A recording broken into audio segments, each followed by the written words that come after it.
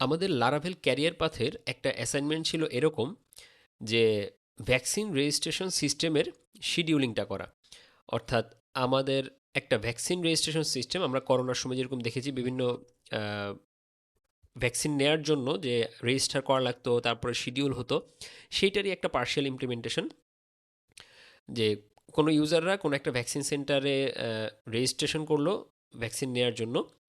তো আমাদের এই সিস্টেমে যেটা করতে হবে যে ইউজারদেরকে ওই ভ্যাকসিন সেন্টারের লিমিট অনুযায়ী তাদেরকে শিডিউলিং করতে হবে। অর্থাৎ কোনো একটা ভ্যাকসিন সেন্টারে যদি 100 জন ইউজার রেজিস্টার করে, তাহলে হচ্ছে পরের দিন যদি 10 জনকে দেওয়ার মতো লিমিটেশন থাকে, তাহলে 10 জনকে আগামী দিন শিডিউল করা হবে, তারপরের দিন 10 জনকে, তারপরের দিন 10 জনকে, এইভাবে করে প্রতিদিনই শিডিউলিংটা করা হবে। তো এই শিডিউলিংয়ের লজিকটা আমরা কীভাবে লিখব, এইটাই ছিল অ্যাসাইনমেন্টের কাজ। তো অনেকেই খুব সুন্দরভাবে করেছেন, কিন্তু একটা জিনিস প্রায় বেশিরভাগই যে মিস্টেকটা করেছেন সেই জিনিসটা নিয়ে আমি একটু এখানে কথা বলতে চাই। যেটা কিনা হচ্ছে, নর্মালি লজিকটা ছিল এরকম যে প্রতিদিন রাত 9টার সময় উইকডেগুলোতে ভ্যাকসিন শিডিউলিং করা হবে। তো এটা বেসিক্যালি একজনের কোড, যেখান থেকে আমি এক্সপ্লেন করতেছি যে কাজটা কীভাবে করা হয়েছে এবং কীভাবে আরেকটু ইমপ্রুভ করা যেত। তো শিডিউলিংয়ের এই লজিক ঠিক আছে যে আহ, এই সময়ে এই দিনগুলোতে শিডিউলিং করা হবে এবং এখানে একটা জব ডিসপ্যাচ করা হয়। তো জবের ভেতরে কাজটা কি করা হয়েছে, যে যে ভ্যাকসিন সেন্টারগুলো আছে এই সবগুলো ভ্যাকসিন সেন্টারের লিস্ট নেওয়া হয়েছে, সেখানে সেটার উপর একটা লুপ চালিয়ে লিমিট অনুযায়ী প্রত্যেকটা ভ্যাকসিন সেন্টারের জন্য রেজিস্টার্ড ইউজারদের একটা লিস্ট নেওয়া হয়েছে। অর্থাৎ প্রতিটা ভ্যাকসিন সেন্টারে তো আসলে অনেক ইউজার রেজিস্টার করে থাকতে পারে। তো লিমিট অনুযায়ী প্রত্যেকটা ভ্যাকসিন সেন্টারে কতজন ইউজারকে দেয়া যাবে সেই ইউজারের একটা লিস্ট নেওয়া হয়েছে, এবং এরপরে সেই ইউজারদের লিস্টের উপর লুপ চালিয়ে যেটা করা হয়েছে যে তাদের ভ্যাকসিনেশন স্ট্যাটাস আপডেট করা হয়েছে, কখন নোটিফিকেশন সেন্ড করা হলো সেটা আপডেট করা হয়েছে, এবং তাদেরকে এই নোটিফিকেশনটা মেইলে পাঠানো হয়েছে। তো ওভারঅল কাজটা ঠিক আছে, খুব সুন্দর। আমাদের শিডিউলিংটাও ঠিক আছে, আমাদের এই যাকে অ্যাসিঙ্ক্রোনাস জব দিয়ে হ্যান্ডেল করা সেটাও ঠিক আছে। কিন্তু একটু ছোট্ট যেটা সমস্যা সেটা যদি আমরা একটু খেয়াল করি, যে এই একটা যে জব, এই যে শিডিউল ভ্যাকসিনেশন, এই জবটার মধ্যে আমরা যে কাজটা করতেছি, আমরা যদি এখানে 1000 জন ইউজারকে পরের দিন শিডিউল করি, প্রত্যেককে নোটিফিকেশন পাঠাচ্ছি কিন্তু আমরা এই একটা জব থেকেই। তারপর তাদের ডেটাবেজে স্ট্যাটাস আপডেট করতেছি আমরা একটা জব থেকেই। তাহলে এখানে সমস্যা কি হতে পারে? সমস্যা হতে পারে যে আমাদের হয়তো 100 জন ইউজারকে সাকসেসফুলি পাঠানো হলো, তারপরে একজন ইউজারের ক্ষেত্রে আমাদের এই মেইল পাঠানো অথবা ডেটাবেজ আপডেট করার জায়গাটাতে ফেইল করলো। তাহলে কি হবে, আমাদের এই ওভারঅল জবটা কিন্তু ফেইল হয়ে যাবে, এবং এটাকে ফেইল জব হিসেবে আমরা পরে আবার রিট্রাই করতে পারবো। কিন্তু রিট্রাই করলেও যেটা সমস্যা সেটা হচ্ছে, তখন কিন্তু আবার শুরু থেকে এই পুরো জিনিসটা এক্সিকিউট হওয়া শুরু হবে। অর্থাৎ আমাদের আবার এই জিনিসগুলো ডেটাবেস থেকে নিয়ে আসা হবে, এবং আবার প্রথম থেকে কিন্তু ইউজারদেরকে আমরা নোটিফিকেশন পাঠানো শুরু করব। যদিও এখানে একটা ব্যাপার আছে যে আমরা যদি এখানে ডেটাবেস এই স্ট্যাটাসটুকু আমরা আপডেট করে ফেলি অলরেডি এখানে, এবং এটা যদি সাকসেসফুল হয়, তাহলে হয়তো আমরা ওই ইউজারদেরকে আর হয়তো পিক করব না। কিন্তু স্টিল এখানে একটা কিন্তু প্রবলেম থেকে যায় যে আমাদের জব ফেলিওর হলে পরে পুরো জিনিসটা আবার প্রথম থেকে যে রিট্রাই করা সেই মেকানিজম। এবং বেসিক্যালি এখানে আরেকটা সমস্যা হবে যে আমরা স্ট্যাটাস আপডেট করলেও তখন কিন্তু আবার এই যে লিমিট অনুযায়ী আমরা কিন্তু আবার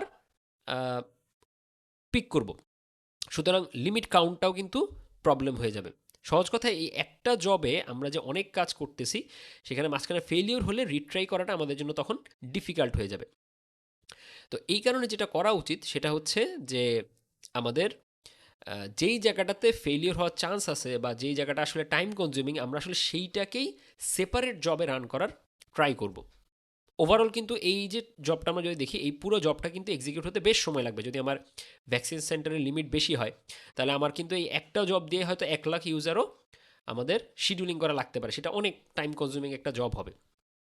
সো এখানে বেটার ওয়ে কি? বেটার ওয়ে হচ্ছে যে এই একটা জব আমরা শিডিউল করতেছি অ্যাসিঙ্ক্রোনাস জব হিসেবে, সেটা ঠিক আছে, কিন্তু এই জব থেকে আমরা আরও ফার্দার ছোট ছোট জব ডিসপ্যাচ করতে পারি। যেহেতু আমাদের এখানে আমরা দেখতে পাচ্ছি যে মূল সমস্যাটা হচ্ছে আমাদের এখানে একজন ইউজারকে আমরা যে নোটিফাই করব, তার স্ট্যাটাস আপডেট করা, তাকে মেইল করা, এই ব্যাপারটাকে যদি আমরা একটা সেপারেট জবে নিয়ে যাই, তাহলে কি হবে যে যে ইউজারটা সাকসেসফুল সেটা সাকসেসফুল, যেটা সাকসেসফুল হবে না সেটা ফেইলড হয়ে থাকবে, বাকি ইউজারদেরটা সাকসেসফুল হবে, এবং যেইটা ফেল হলো সেই স্পেসিফিক জবটাকে আমরা আবার রিট্রাই করতে পারবো। তাহলে কিন্তু আমাদের এই পুরো লজিকটা আবার এক্সিকিউট হবে না। সো আমরা যদি এই কাজটাই করি, এখানে আমরা আরেকটা জব যদি এখানে বানাই,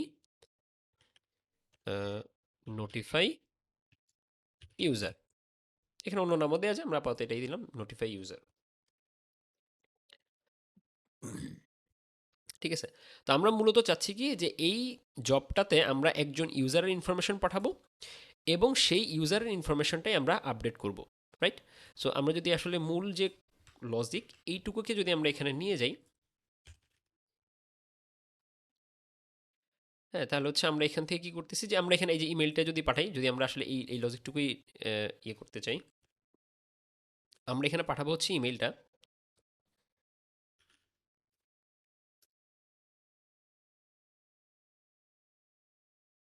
আর কি লাগবে আমাদের,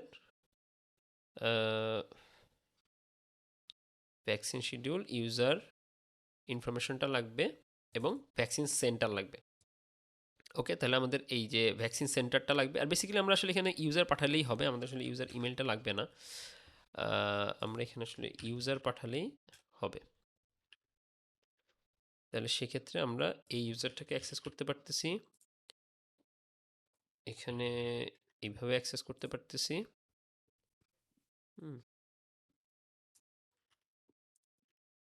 আর হচ্ছে আমরা এখানে পাঠাবো হচ্ছে ভ্যাকসিন সেন্টার, তাহলে আমাদের এখানে আরেকটা প্রপার্টি লাগবে,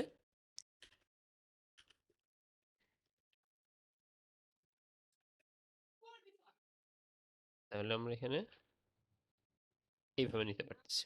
ওকে, তাহলে আমাদের এই যে জবটা, এই জবটাকে আমরা আবার ডিসপ্যাচ করব হচ্ছে এইখান থেকে, নোটিফাই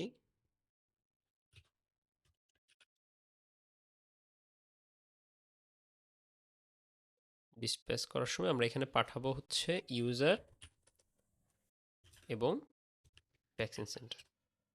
ওকে, তাহলে আমরা বুঝতে পারতেছি এখন কি হলো, আমরা যদি এখানে 1000 জন ইউজারকেও শিডিউল করতে চাই, প্রত্যেকটা ইউজারের জন্য কিন্তু আবার একটা করে সেপারেট জব ডিসপ্যাচ হবে, এবং সেই জবগুলোর মধ্যে যেটা সাকসেসফুল হবে, যেটা হবে না সেটাকে আমরা আবার আলাদাভাবে রিট্রাই করতে পারবো। তার মানে আমরা খেয়াল রাখবো যেটা, যে অ্যাসিঙ্ক্রোনাস জব আমরা যখন বানাই বা যখন হচ্ছে আমরা এটাকে প্ল্যান করি, তখন খেয়াল রাখতে হবে যে সেই জবের আবার কোনো একটা পোর্শন এমন আছে কি না যেটা আসলে মূলত টাইম কনজিউমিং, এবং যেটাকে আমি আবার সেপারেট জবে ডিসপ্যাচ করতে পারি, যাতে করে হচ্ছে সেখানে আমার প্রয়োজনে মাল্টিপল জব রান হলে আমার সেটা আরও বেটার পারফরমেন্স দিবে, প্লাস হচ্ছে সেটা যদি আমার রিট্রাই করার বা ফেল করার চান্স থাকে তাহলে আমি সেটা আবার রিট্রাই করতে পারবো।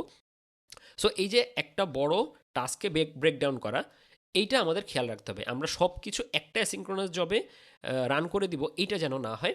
আমরা সেই অ্যাসিঙ্ক্রোনাস জবটা যদি আবার টাইম কনজিউমিং হয় এবং সেটাকে আমরা যদি আবার ফার্দার ব্রেকডাউন করতে পারি, তাহলে সেটাই আমাদের আসলে করা উচিত। তাহলে ওভারঅল আমরা আসলে অ্যাপ্লিকেশন থেকে আরও বেটার পারফরমেন্স গেইন করতে পারবো। তো আশা করি আইডিয়াটা বোঝা গেছে, এবং আপনারা যখন অ্যাসিঙ্ক্রোনাস জব প্ল্যানিং করবেন বা এইভাবে যখন সিস্টেম ডিজাইন করবেন, তখন জিনিসটা মাথায় রাখবেন।